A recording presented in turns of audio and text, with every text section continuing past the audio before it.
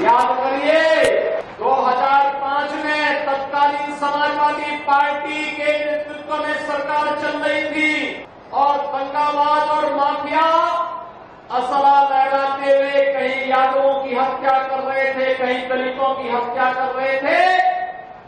तब न सपा की सरकार उन माफियाओं का कुछ कर पाई थी और न ही कांग्रेस के मुंह से कोई गोली निकल रही थी। तब गोरखपुर में मैं सांसद था और तब इन दंगाबाजों के खिलाफ लड़ने के लिए मैं ही गोरखपुर से चला था। ये जो माफिया असला लहराते थे आज व्हील चेयर पर अपनी जान की भीख मांगते हुए दिखाई देते हैं। अब किसी गरीब का, किसी किसान का, किसी व्यापारी की जमीन पर कोई कब्जा करने का दुस्साहस नहीं कर सकता है, क्योंकि अगर कब्जा करेगा तो बुलडोजर भी तैयार बैठा है। भाइयों बहनों, पूरा देश और पूरी दुनिया आज एक नेता की ओर देखती है। दुनिया में कोई संकट आता है तो दुनिया की जनमानस, वहां की नेतृत्व भारत के प्रधानमंत्री मोदी जी की तरफ आशा भरी निगाहों से देखता है और मोदी जी की एक पहल उस समस्या से दुनिया को समाधान का रास्ता निकालते हुए दिखाई देती है।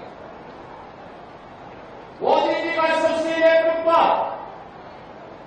आज G20 के रूप में भारत अपनी आजादी के अमृत महोत्सव वर्ष में दुनिया के उन 20 देशों का नेतृत्व दे रहा है जिनके पास दुनिया के संसाधनों पर अधिकार है। और भारत संकट के समय में दुनिया का साथी बनकर के, आशा के किरण बनकर के लोगों का मार्गदर्शन करते हुए, वैश्विक नेतृत्व का मार्गदर्शन करते हुए दिखाई देता है। मोदी जी के नेतृत्व में भारत आज दुनिया की एक महाशक्ति बनने की ओर अग्रसर है। लेकिन जहां एक और मोदी जी विकास की बात करते हैं, भारत की समृद्धि और सुख की बात करते हैं, भारत के अंदर बिना भेदभाव के प्रत्येक नागरिक के उत्थान की बात करते हैं, सबका साथ, सबका विकास, सबका प्रयास और सबके विश्वास की बात करते हैं, बिना भेदभाव के शासन की योजनाओं का लाभ हर गांव, हर गरीब, हर किसान, हर नौजवान, हर माता बहन को और हर श्रमिक तक पहुंचाने का कार्य कर रहे हैं।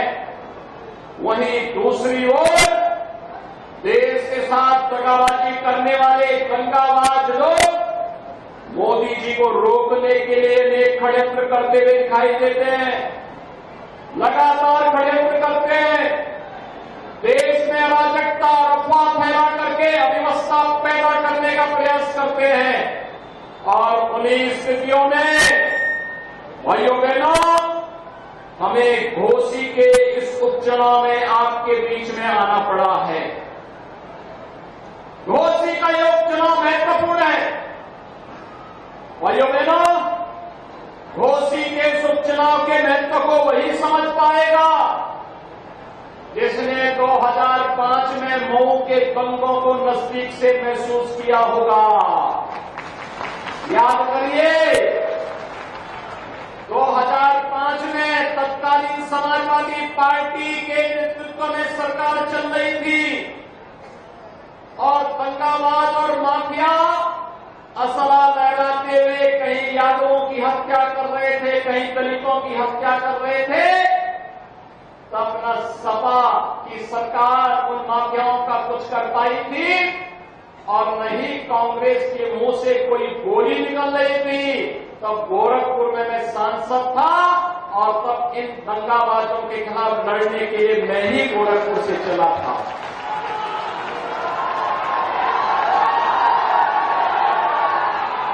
भाइयों बहनों, याद करिए ये दंगा करवाते थे और तब हम चाटी नहीं देखते थे, तब हम लोग लोग इन दंगाबाजों को जवाब देने के लिए निकल पड़ते थे।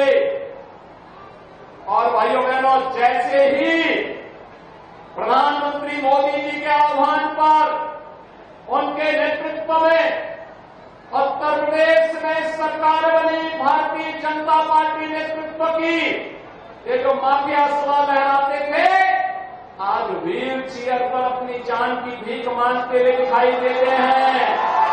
अब किसी गरीब का, किसी किसान का, किसी व्यापारी की जमीन पर कोई कब्जा करने का दुस्साहस नहीं कर सकता है,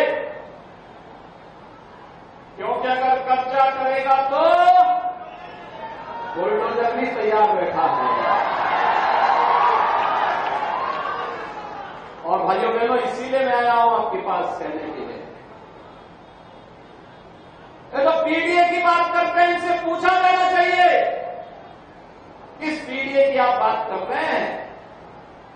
हमने तो सबका साथ, सबके विकास की बात की। कोई नहीं कह सकता मोदी जी के नेतृत्व में 9 वर्ष से अधिक समय से जो सरकार चल रही है, इस सरकार में बिना भेदभाव के शासन की योजना का लाभ हर व्यक्ति को मिला है।